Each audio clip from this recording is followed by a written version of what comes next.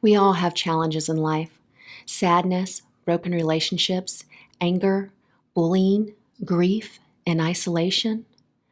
But there is hope. Together, we can learn how to bring back joy, re engage with life, restore relationships, and to be alone without being lonely. Welcome to Psychology Talks. Hello, everyone. Thank you for joining us today on Psychology Talks. We have with us a very special guest. Her name is Jane Downing, and she is the Director for Hope and Safety, which is a group that, or an organization that keeps people safe from domestic violence. So she's going to educate us and just give us a lot of tips and about how to stay safe during this time of quarantine. So, Jane, thank you so much for being on with us. So we're going to talk about a lot of stuff today. Maybe you can just start us off by talking about what is domestic violence. Okay. So domestic violence is when one person uses power and control, coercive behaviors over another person to gain control over them and maintain that over time. And what you're always going to be looking for is a pattern of behaviors. Sometimes people will say, you know, if someone hits someone once and they never do it again, is that domestic violence? And what we always say is maybe. It depends on if you just haven't seen that pattern. Sometimes outsiders may not necessarily see it, but if you start looking for a pattern, which I think we're going to talk about today, then you could be looking at domestic violence. But typically, you're always going to have some behaviors around that. Okay. And can you describe what those behaviors might be that people might see? Yeah, so we talk about them being warning signs, and so people can actually be looking for this. Friends and family can be looking for it, and even for the folks who are living it, they don't always recognize because this pattern happens over time. And typically in the beginning, that person is very charming and wonderful. Other people will say, oh, they were the nicest, that was the nicest person in the world. And very often when you see on media, when someone murders their intimate their family, you'll hear people say, oh, I can't believe that person would ever do that because they were so wonderful. And so that charm gets used very early in the relationship to gather very personal information about that person that they're going to use later on. For example, they're going to ask, has anyone ever hurt them before? And so if they say, yes, maybe one of my parents was abusive, or I had a partner one time that was abusive, then they're going to say, oh, it must be something about you because now there's been two of us, or you're not going to tell anybody because they won't believe you a second time around. And so that charm in the beginning is they think they found the perfect person for them.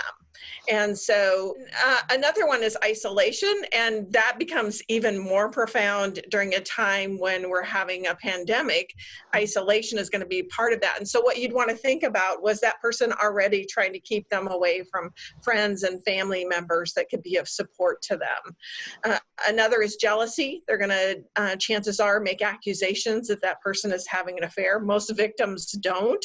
They don't have the time, energy, or interest, but they're constantly being accused of having an affair.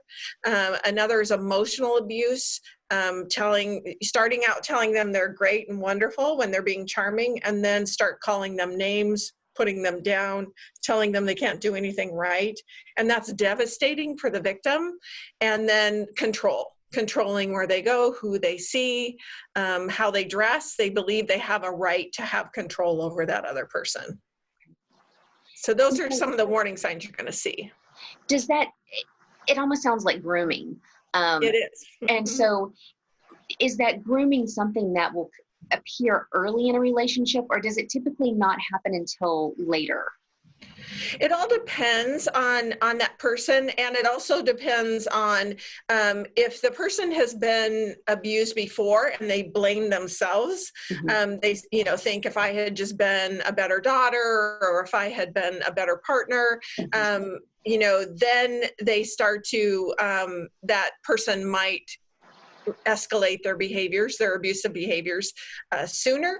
But for others, they can take months, they can take years of grooming that person and putting them down, having them feel like it really is their fault that this is happening. And most victims over time will absolutely blame themselves for what's happening. So the abuse is likely not going to start happening until some of these other things have already been put into place, it sounds like. Typically, you can have someone that will, if they do something that's aggressive or violent, then chances are they're going to come back and say, I'm so sorry, I'll never do it again. The way you know the difference between someone who truly is sorry is that the person who's not an abuser will never do it again, because they truly are sorry and they feel horrible that they hurt someone. An abuser knows all the right things to say, but the reason why they can do it over and over and over is because it really isn't ever going to be about that other person that they've harmed. It's always about them. That person might leave, so I'm going to say I'm sorry. Someone might call the police, so I'm going to say I'm sorry. I'm standing in front of a judge, so I'm going to say I'm sorry. And so what does statistics tell us about who a domestic violence victim is? Yeah, so the statistics nationally are 1 in 3 women will be victims of domestic violence, sexual assault, or stalking in their lifetime, and that comes from the Centers for Disease Control. And it also, they talk about 1 in 10 will have those same issues. So intimate partner violence, sexual assault, or stalking. And stalking is typically closer in numbers between females and males, but we also know that domestic violence is part of LGBTQ relationships, and individuals are trying to get away from a person that's abusive to them. And if you look over the lifetime, the numbers are closer for males that have been sexually assaulted in childhood, and get less as they age. When you say get closer, can you define what that means for us? So unfortunately, more little boys will be sexually assaulted than grown men will be sexually assaulted. And so the numbers for females and males at a younger age are closer together for sexual assault, and then definitely much less as we age. For women, those dangers continue, and for males, they get less over time. Okay. So men can still be victims of domestic violence, but you're saying that statistics tell us that the number of men who are violated in that way is less as they get older versus when they're younger. Yes, and you do have to be careful. One of the tricky things about statistics, and I'm sure you know this, is that you have to think about the dynamics. Who's afraid of who? A lot of times, some folks who are gathering statistics will include slapping.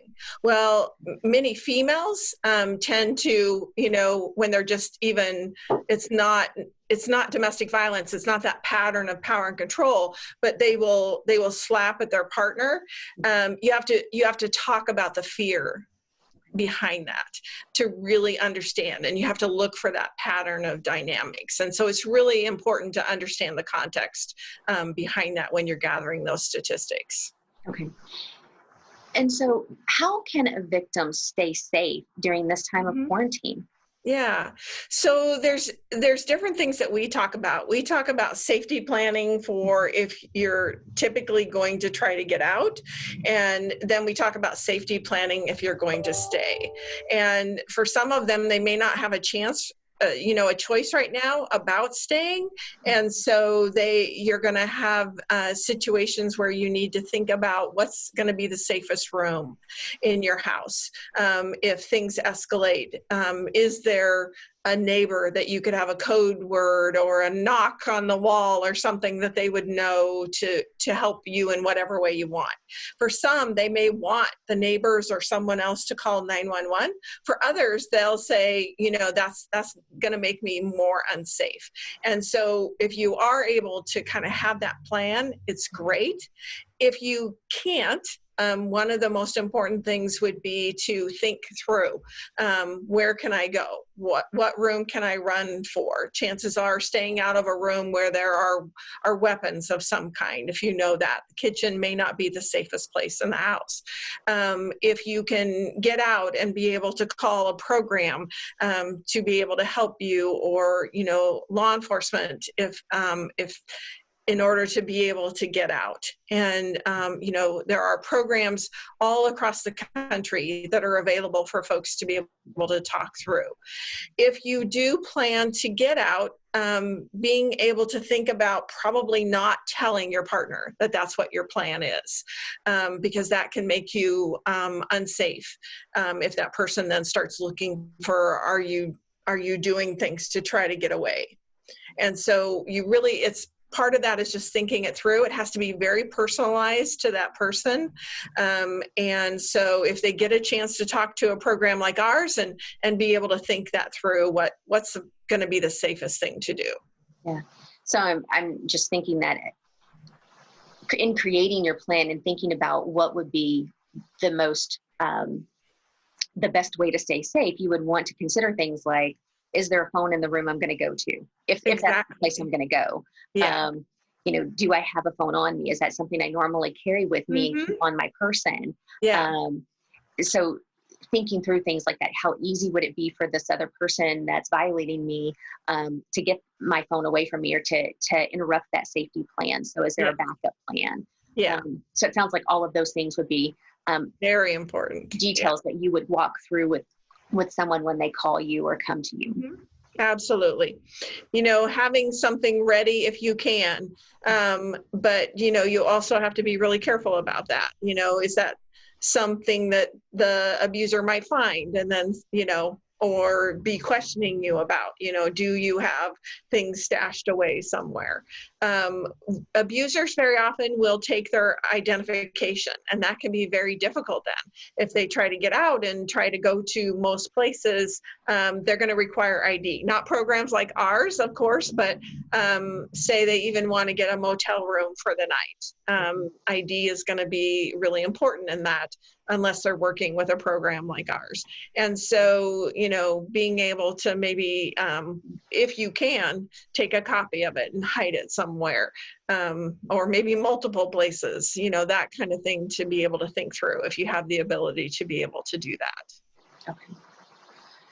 All right. So we talked about some signs that people can look for. And so that's not only the potential victim, but also friends and family members. Mm-hmm. And so how do you recommend that the person that's being victimized, or potentially being victimized, or they're kind of seeing signs that things might be going down that direction, or the friends or family members that might be concerned about the situation, how do they then recognize the signs and then do something? And then if they do something, what do they do?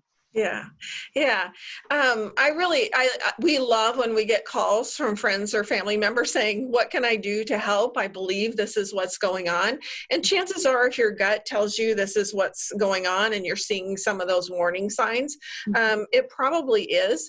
The safest thing, if you can, is to ask that person what they would like to have you do. If you can. And right now, that may be even more difficult than in times when we're not having a pandemic. And so really thinking through, am I going to be potentially placing this person in more danger if I do something versus less? If you can have that conversation with them and they can tell you, listen to what they say. And even though it might be hard because you think, I think they should do this, they know that person best that is abusing them. And so they know the best thing to do in that situation. And so if you can, listen to that. If you are afraid and you believe that that person something's happening to them, and you make the choice to call 911 because you don't know, that's okay. That's okay. If you know, what they're normally going to do is they're going to knock on the door and they're going to do a welfare check, which means they're just going to ask, is everything okay? And, and check on that person. And there's nothing wrong with that if you believe the person that you love and care about is being harmed. But just understand that the person who is being abused may not in that moment be safe enough to be able to say to the police, yes, something is happening to me. And so, that might be hard then, that, like that didn't maybe get them out of that situation in that moment. They're making the best choices they can to decide what's going to be the safest thing for them in that moment. And so supporting their choices, being there for them if you can. One of the things that abusers always try to do is to get that person separated from folks, either emotionally or physically. Right now, physically is going to be a whole different level. Right. But even emotionally, like if you're on a call with that person, what's going to be the most important thing you can say is, no matter whatever happens, we're going to be here for you. Because the abuser is telling them those people don't really care about you. They're not going to be there for you in the long run. I'm the only one that's going to be here for you. And so whenever you can say that message of, no matter what happens, we're going to be there for you. That's a great message to be able to send in whatever way you can, whether that's video chatting, whether it's sending a card in the mail, just saying, we're thinking of you, we love you. Always sending those same messages of support. If you get a chance where they really are alone, and you can say, I'm really scared for you. While you don't get to tell them what to do because you don't know what the safest thing is to do in that situation, you get to tell them how you feel.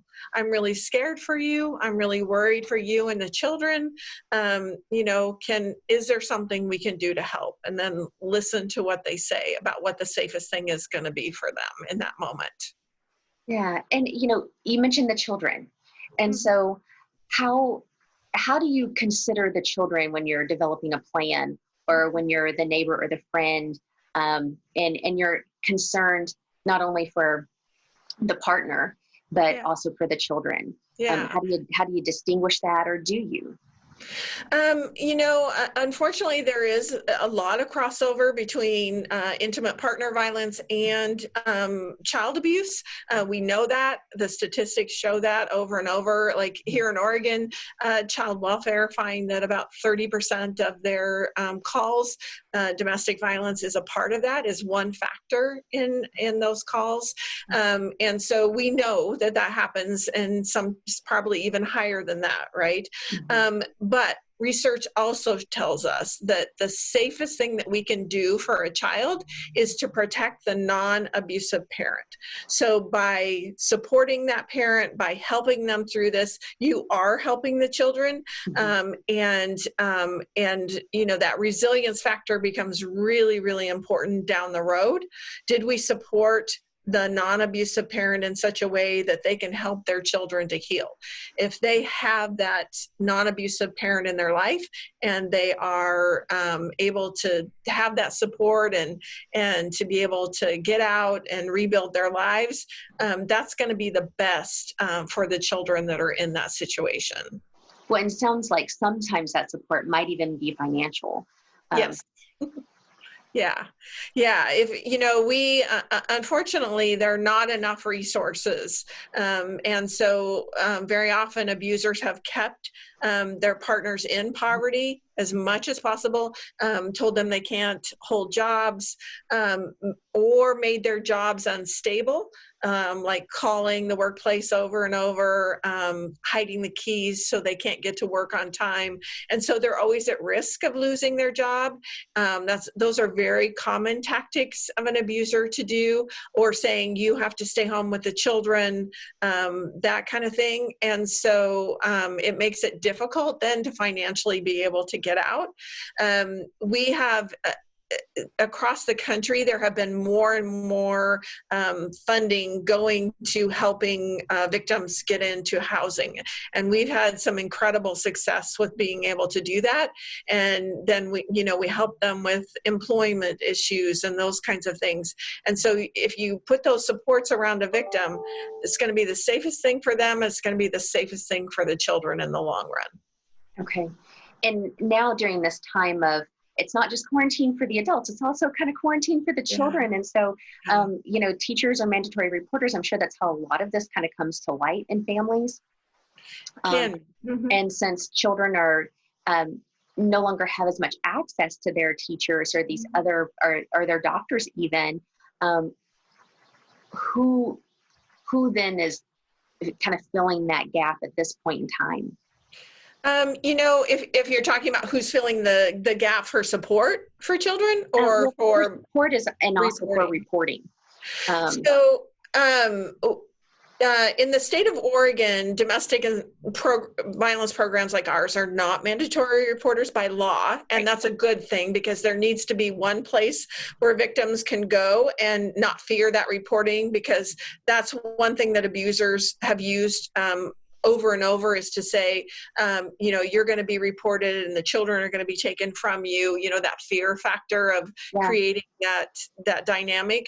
And so, while we're not going to report, we're going to give them the support and help that they need in order to get free. And so, there's programs like ours. I would tell you the best support for those children when they're in quarantine is the non-abusive parent. They're going to be doing everything they can to help them emotionally, psychologically, physically, to be able to get through this. There's lots of information that's being put out about, how to cope with this and how to help children.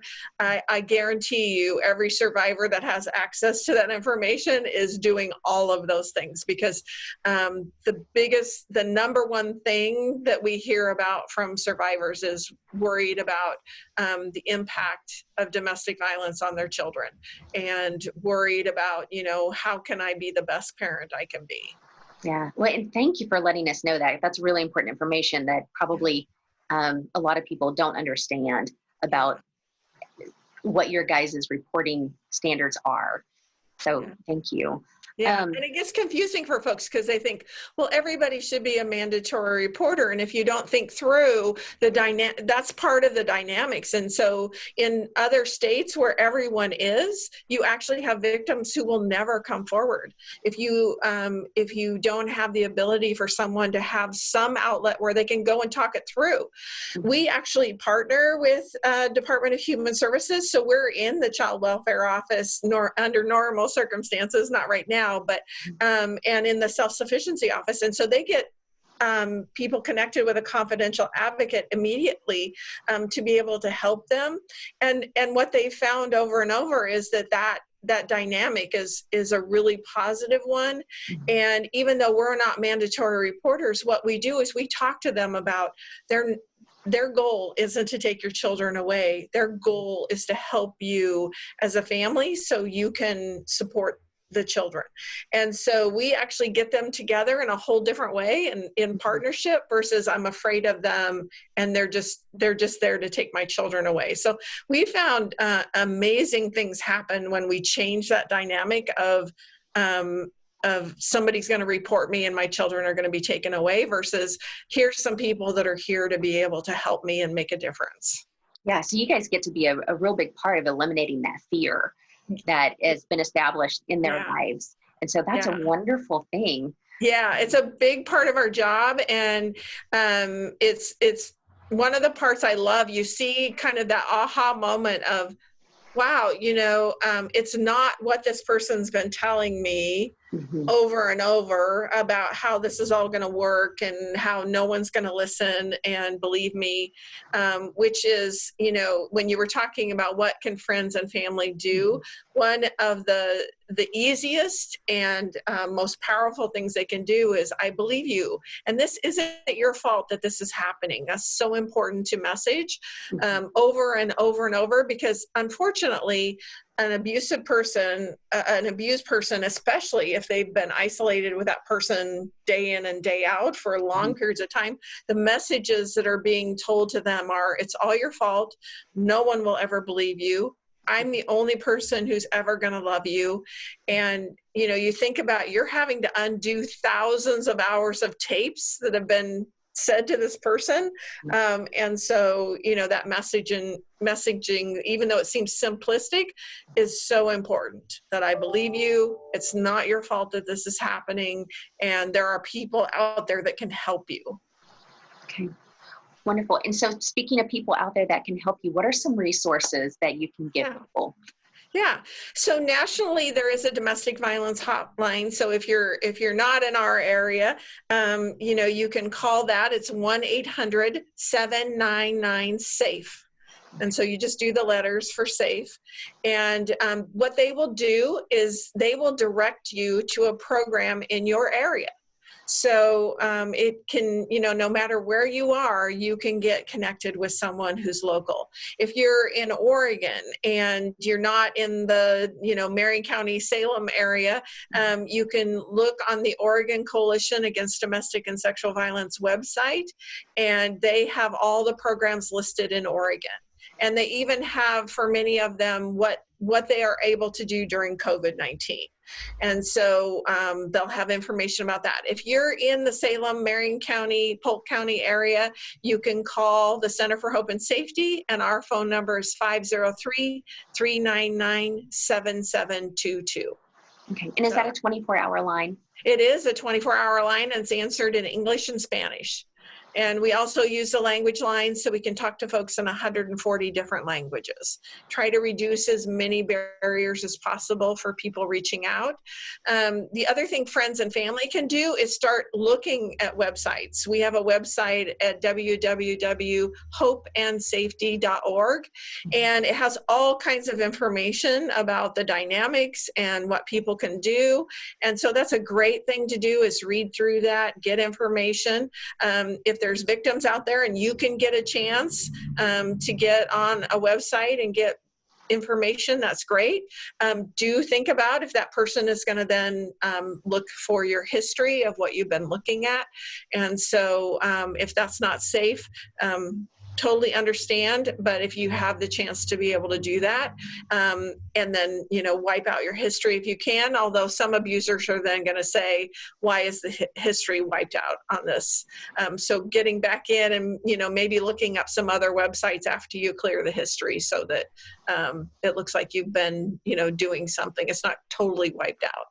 Yeah. And so you mentioned changes that some programs are having right now because of COVID-19. Can you talk a little bit about that? What some of those changes might look like, and the differences people might experience now versus what they would have seen before? Yeah. So for many programs, and ours included, when this first started coming down, we did reduce the number of people walking into our office. And so right now, we have a limited number of people that are able to meet with someone. So much more working remotely, talking to folks over the phone. And so our hotline has continued to be available. Shelter can look different in different areas. Right now, our shelter numbers have actually doubled. And so people are starting to reach out with any kind of national thing that affects everyone. We've seen this, or they feel like it will. 9/11, H1N1. We saw where people would stay home because the unknown of the world felt even more unsafe in that moment. And so we did have a time of quiet, as we have with all of those different things. But now that has totally changed. And the number of people calling us, the number of people asking for shelter has increased tremendously. And we think that this is only the beginning. As the shelter in place starts to turn around, we're going to we're going to see even more of that. And so, so one of the things we know is very often the most dangerous time for a victim is when they're attempting to leave or have left the relationship. That abuser believes they're losing control of them. And so it becomes really important to have that safety plan, think through, don't tell the abuser you're thinking about or planning to leave, and, you know, get in touch with a program to even if you're not going to go use their services or come into shelter, talking through with them what they know about what resources are available.